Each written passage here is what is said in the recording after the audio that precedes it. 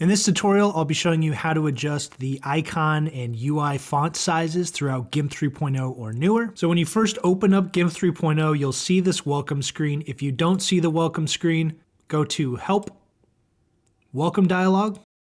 That opens up the welcome screen, and you're gonna come over here to the Personalize tab. And this is now where you're going to go to make adjustments to the icon sizes and the UI font sizes. So you no longer have to jump through all the hoops from my previous tutorial from GIMP 2.10.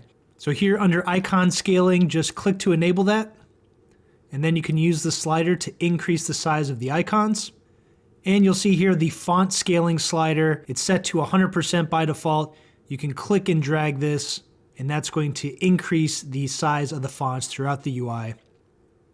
And I'm just going to change this back to 100.